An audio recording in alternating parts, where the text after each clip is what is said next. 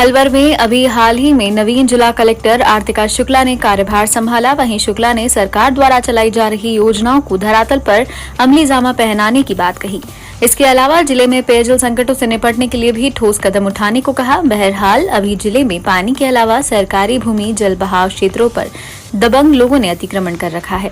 वहीं कुछ लोगों ने तो जल बहाव क्षेत्र, खाइयों, नालों को भी एग्रीमेंट पर बेचकर करोड़ों रुपए कमाने का कमाल कर दिखाया है, जहां पर आज पुख्ता निर्माण भी किए जा चुके हैं, जिससे बरसात में जल भराव की स्थिति बन रही है। आज तीसरे कलेक्टर के रूप में आपने अलवर जिला में दायित्व लिया है, क्या कहना चाहते हैं, किस तरह की प्राथमिकताएं रहेगी और क्या क्या आपकी योजना है?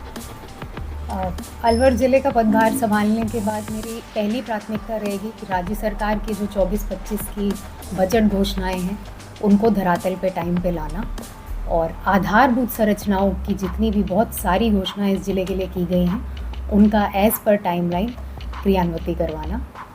दूसरी मेरी एक प्राथमिकता रहेगी अलवर शहर को विकसित करना, चाहे वो टूरिज़्म हो, चाहे वो स्वच्छता सर्वेक्षण आगामी जो आने वाला है वो हो, या बाकी एक जो सौंदर्यीकरण होता है, एक जो शहर का लिवेबिलिटी इंडेक्स होता है, वो मेरा एक फोकस रहेगा।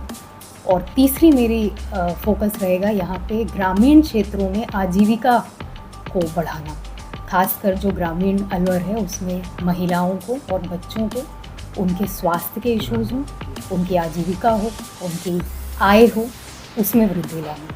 इन चीज़ों पर मैं फोकस करूँगी। इसके साथ ही राज्य और केंद्र सरकार की सभी जो योजनाएं हैं उसमें अलवर को टॉप जिले पे रैंकिंग में लाना मेरी एक और आकांक्षा और योजना है। मैडम, ई फाइलिंग सिस्टम में अलवर काफ़ी पीछे है, केवल कलेक्ट्रेट में ही ई फाइलिंग सिस्टम चल रहा है, दूसरे डिपार्टमेंट में नहीं है, तो इसके लिए क्या करेंगे? ई फाइलिंग तो जनवरी से ही हमारी बहुत फोकस रहा है पूरी सरकार का, right from the state.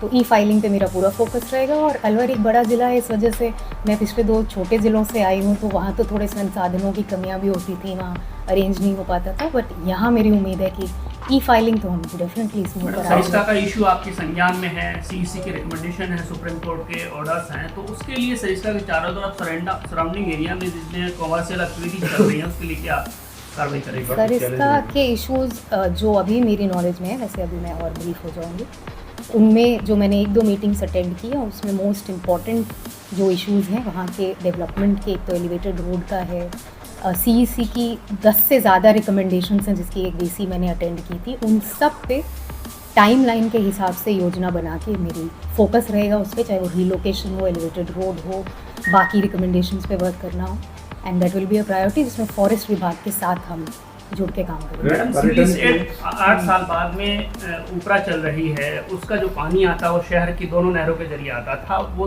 Umrain से लेके ढाई पैड़ी तक उन दोनों पे कब्जा हो चुका है, पानी नहीं आ रहा है, इसके लिए आप क्या प्रयास करेंगे? इसके लिए इरिगेशन विभाग की आपने देखा होगा इस बार सरकार की भी बहुत फोकस रहा है इन चीज़ों पे, और अपनी जो बजट घोषणा है बहुत बड़ी, वो भी साबी के रिजुविनेशन की, जैसे मैं जिस ज़िले में थी वहाँ साबी ज़्यादा वो थी, यहाँ पे रूपा रेल और साबी दोनों का ही कुछ पार्ट्स हैं, उनका रिजुविनेशन की है। इन एडिशन जो आपने बताया, इसके लिए इरिगेशन विभाग के जो रिकॉर्ड्स हैं, यूजुअली ऐसे में मैंने देखा है इरिगेशन और रेवेन्यू के कोऑर्डिनेशन के लैक की वजह से ऐसी चीज़ें उत्पन्न होती हैं, उसको एक एक करके वो गुत्थियाँ सुलझाना और उन पर एक्शन करके, क्योंकि बारिश का पूरा अलवर जोन, इवन खैरतल तिजारा और ये सारे ही डार्क में है वाटर लेवल के हिसाब से, तो वो ज़रूर प्राथमिकता रहेगी कि अगली गर्मी के पहले वो सारे इश्यूज रिजॉल्व किए जाए। पर्यटन को लेके आपने बात की, मंत्री भी राजस्थान से ये केंद्र में, यहाँ पर एक बड़ा पोर्टफोलियो वन पर्यावरण राज्य में भी, तो उसको लेके किस तरह की योजना है? क्योंकि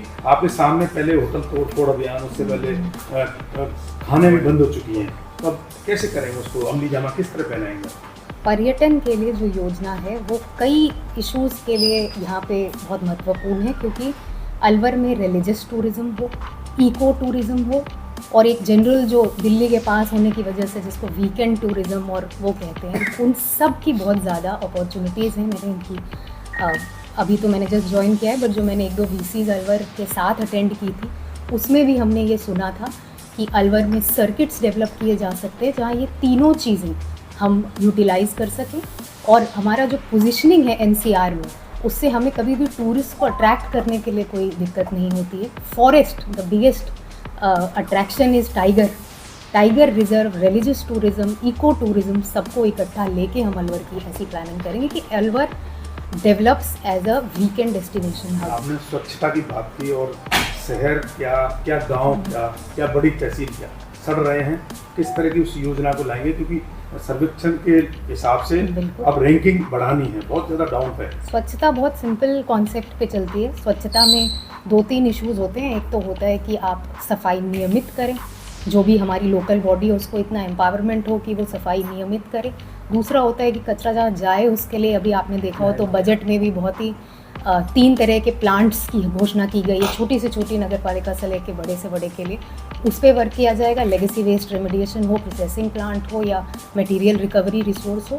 और तीसरा और सबसे महत्वपूर्ण काम होता है बिहेवियर चेंज कम्युनिकेशन का, यानी जिसमें लोगों को साथ लेके स्वच्छता की काम किया जाता है, ना कि अकेले एक एडमिनिस्ट्रेटिव रोल पे। तो मेरा फोकस रहेगा कि अलवर की जनता जो इतनी जागरूक है, दिल्ली के इतने पास है, जयपुर के इतने पास है, इतने अच्छे शहर की निवासी है, उनको हम साथ लेके स्वच्छता की प्लानिंग करें बारिश ताकि में भी धरातल पानी में पर जाम लग रहे हैं, जी। क्या कहेंगे? क्योंकि इस बार इंद्र भगवान ने काफ़ी पूरा कर दिया है पानी से, किस तरह की उस योजना को लाएंगे? क्योंकि हर बार जाम, लड़ाई झगड़े नहीं, ऐसा तो नहीं है। ऐसा मेरा एक्सपीरियंस नहीं रहा है अलवर में, तो मैं तो चाहूँगी मेरा आगे भी ना रहे। मैडम, अलवर की अलवर जनता में पानी बहुत ही संकट लविंग है।